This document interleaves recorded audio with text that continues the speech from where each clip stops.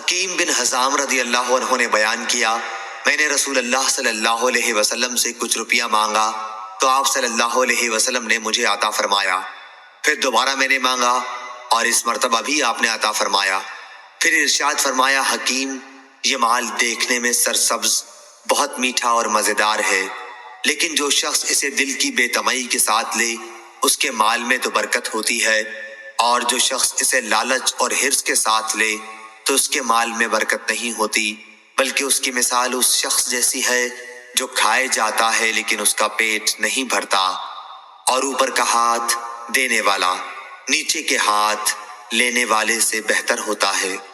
حکیم بن حزام رضی اللہ عنہ نے بیان کیا کہ میں نے عرض کیا، یا رسول اللہ صلی اللہ علیہ وسلم، آپ کے بعد اب میں کسی سے کچھ بھی نہیں مانگوں گا یہاں تک کہ اس دنیا میں سے چلا جاؤں۔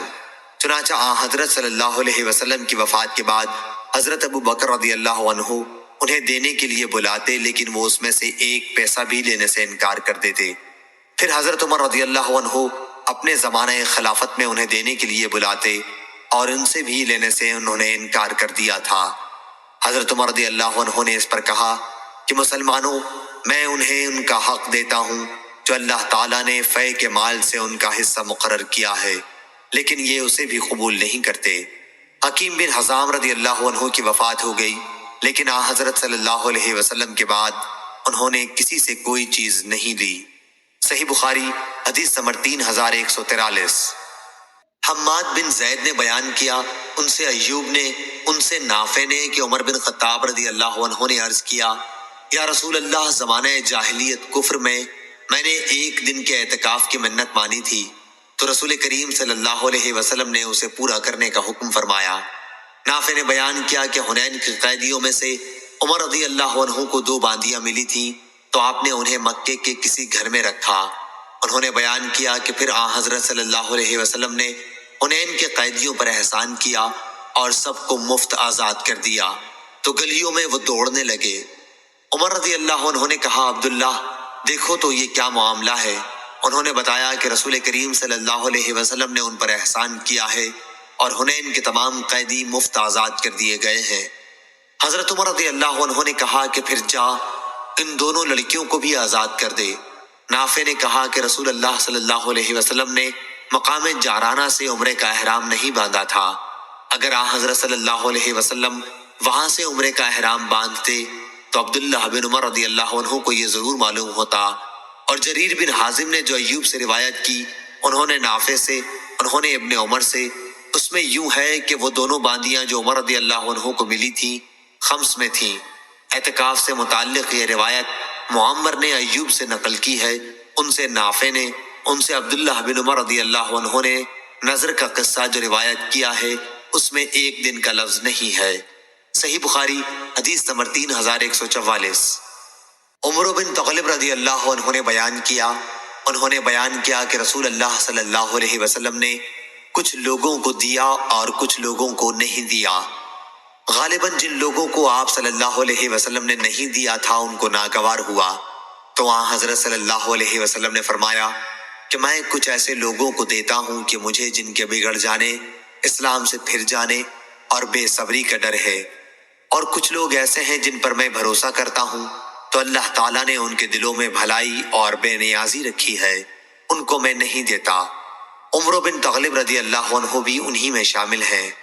عمر بن ثعلب کہا کرتے تھے کہ رسول اللہ صلی اللہ علیہ وسلم نے میری نسبت یہ جو کلمہ فرمایا، اگر اس کے بدلے سرخ اونٹ ملتے تو بھی میں اتنا خوش نہ ہوتا۔ ابو عاصم نے جریر سے بیان کیا کہ میں نے حسن بصری سے سنا، عمر بن تغلب رضی اللہ عنہ نے بیان کیا کہ رسول اللہ صلی اللہ علیہ وسلم کے پاس مال یا قیدی آئے تھے اور انہی کو آپ نے تقسیم فرمایا تھا۔ صحیح بخاری حدیث نمبر 3145۔ شعبہ نے بیان کیا، ان سے قتادہ نے اور ان سے انس بن مالک رضی اللہ عنہ نے بیان کیا کہ نبی کریم صلی اللہ علیہ وسلم نے فرمایا، قریش کو میں ان کا دل ملانے کے لیے دیتا ہوں کیونکہ ان کی جاہلیت کفر کا زمانہ ابھی تازہ گزرا ہے، ان کی دلجوئی کرنا ضروری ہے۔ صحیح بخاری حدیث نمبر 3146۔ ظاہری نے بیان کیا، کہا کہ مجھے انس بن مالک رضی اللہ عنہ نے خبر دی کہ جب اللہ تعالیٰ نے اپنے رسول صلی اللہ علیہ وسلم کو قبیلہ حوازن کے اموال میں سے غنیمت دی، اور آپ صلی اللہ علیہ وسلم قریش کے بعض آدمیوں کو تالیف قلب کی غرض سے 100 اونٹ دینے لگے۔ تو بعض انصاری لوگوں نے کہا، اللہ تعالیٰ رسول اللہ صلی اللہ علیہ وسلم کی بخشش کرے، آپ قریش کو تو دے رہے ہیں اور ہمیں چھوڑ دیا، حالانکہ ان کا خون ابھی تک ہماری تلواروں سے ٹپک رہا ہے۔ قریش کے لوگوں کو حال ہی میں ہم نے مارا، ان کے شہر کو ہم نے فتح کیا۔ انس رضی اللہ عنہ نے بیان کیا کہ حضرت صلی اللہ علیہ وسلم کو جب یہ خبر پہنچی تو آپ صلی اللہ علیہ وسلم نے انصار کو بلایا اور انہیں چمڑے کے ایک ڈیرے میں جمع کیا۔ ان کے سوا کسی دوسرے صحابی کو آپ نے نہیں بلایا۔ جب سب انصاری لوگ جمع ہو گئے تو حضرت صلی اللہ علیہ وسلم بھی تشریف لائے اور دریافت فرمایا کہ آپ لوگوں کے بارے میں جو بات مجھے معلوم ہوئی وہ کہاں تک صحیح ہے؟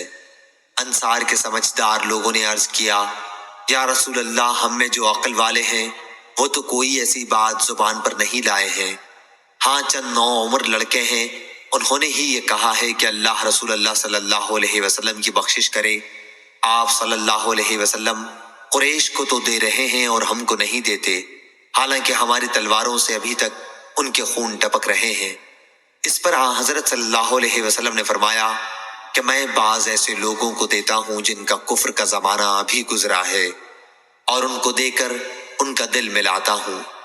کیا تم اس پر خوش نہیں ہو کہ جب دوسرے لوگ مال و دولت دے کر واپس جا رہے ہوں گے تو تم لوگ اپنے گھروں کو رسول اللہ صلی اللہ علیہ وسلم کو لے کر واپس جا رہے ہوگے؟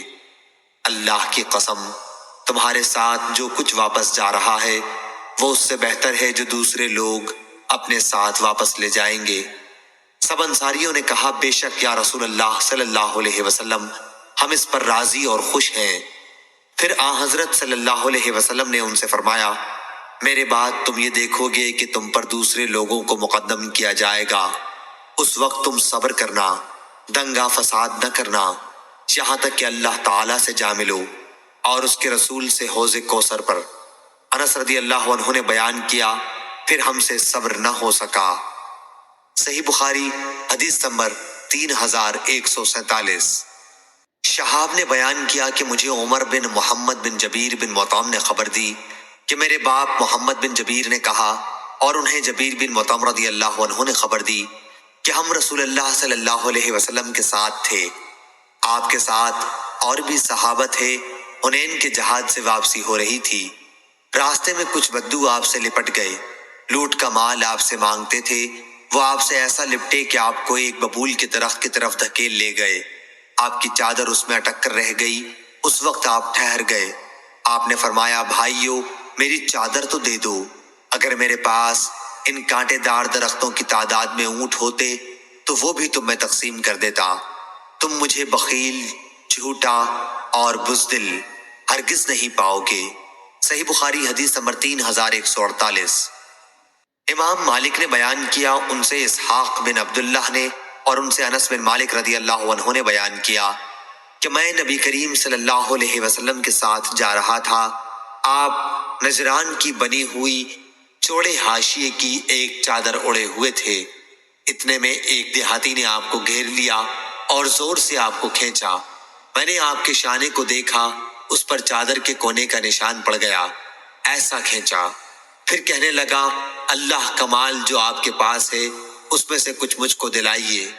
آپ صلی اللہ علیہ وسلم نے اس کی طرف دیکھا اور ہنس دیے، پھر آپ صلی اللہ علیہ وسلم نے اسے دینے کا حکم فرمایا۔ صحیح بخاری حدیث نمبر 3149۔ عبداللہ بن مسعود رضی اللہ عنہ نے بیان کیا کہ حنین کی لڑائی کے بعد نبی کریم صلی اللہ علیہ وسلم نے غنیمت کی تقسیم میں بعض لوگوں کو زیادہ دیا، جیسے اقرا بن حابس کو 100 اونٹ دیے، اتنے ہی اونٹ آئینہ بن حسین کو دیے، اور کئی عرب کے اشراف لوگوں کو اسی طرح تقسیم میں زیادہ دیا۔ اس پر ایک شخص معتب بن قشیر منافق نے کہا کہ خدا کی قسم، اس تقسیم میں نہ تو عدل کو ملحوظ رکھا گیا ہے اور نہ اللہ کی خوشنودی کا خیال ہوا۔ میں نے کہا کہ واللہ اس کی خبر میں رسول اللہ صلی اللہ علیہ وسلم کو ضرور دوں گا، چنانچہ میں آپ کی خدمت میں حاضر ہوا اور آپ کو اس کی خبر دی۔ حضرت صلی اللہ علیہ وسلم نے سن کر فرمایا، اگر اللہ اور اس کا رسول صلی اللہ علیہ وسلم بھی عدل نہ کرے تو پھر کون عدل کرے گا؟ اللہ تعالیٰ موسیٰ علیہ السلام پر رحم فرمائے کہ ان کو لوگوں کے ہاتھ سے اس سے بھی زیادہ تکلیف پہنچی، لیکن انہوں نے صبر کیا۔ صحیح بخاری حدیث نمبر 3150۔ ہشام نے بیان کیا، کہا کہ مجھے میرے والد نے خبر دی، ان سے اسماء بنت ابی بکر رضی اللہ عنہا نے بیان کیا کہ نبی کریم صلی اللہ علیہ وسلم نے زبیر رضی اللہ عنہ کو جو زمین عنایت فرمائی تھی، میں اس میں سے گٹھلیاں سوکھی کھجوریں اپنے سر پر لایا کرتی تھی۔ وہ جگہ میرے گھر سے 2 میل فرسخ کی 2/3 پر تھی۔ ابو زمرہ نے ہشام سے بیان کیا اور انہوں نے اپنے باپ سے مرسلاً بیان کیا کہ نبی کریم صلی اللہ علیہ وسلم نے زبیر رضی اللہ عنہ کو بنی نذیر کے اراضی میں سے ایک زمین مقطع کے طور پر دی تھی۔ صحیح بخاری حدیث نمبر 3151۔ نافع نے خبر دی انہیں عبداللہ بن عمر رضی اللہ عنہ نے کہ عمر نے یہود و نصارہ کو سرزمین حجاز سے نکال کر دوسری جگہ بسا دیا تھا۔ رسول اللہ صلی اللہ علیہ وسلم نے جب خیبر فتح کیا تو آپ کا بھی ارادہ ہوا تھا کہ یہودیوں کو یہاں سے نکال دیا جائے۔ جب آپ نے فتح پائی تو اس وقت وہاں کی کچھ زمین یہودیوں کے قبضے میں ہی تھی اور اکثر زمین پیغمبر صلی اللہ علیہ وسلم اور مسلمانوں کے قبضے میں تھی۔ لیکن پھر یہودیوں نے حضرت صلی اللہ علیہ وسلم سے درخواست کی، آپ زمین انہی کے پاس رہنے دیں، وہ کھیتوں اور باغوں میں کام کیا کریں گے اور آدھی پیداوار لیں گے۔ حضرت صلی اللہ علیہ وسلم نے فرمایا، اچھا، جب تک ہم چاہیں گے اس وقت تک کے لیے تمہیں اس شرط پر یہاں رہنے دیں گے۔ چنانچہ یہ لوگ وہیں رہے اور پھر عمر رضی اللہ عنہ نے انہیں اپنے دور خلافت میں مسلمانوں کے خلاف ان کے فتنوں اور سازشوں کی وجہ سے یہود خیبر کو یا اریحہ کی طرف نکال دیا تھا۔ صحیح بخاری حدیث نمبر 3152۔ شعبہ نے بیان کیا ان سے حمید بن حلال نے اور ان سے عبداللہ بن مغفل رضی اللہ عنہ نے بیان کیا کہ ہم خیبر کے محل کا محاصرہ کیے ہوئے تھے۔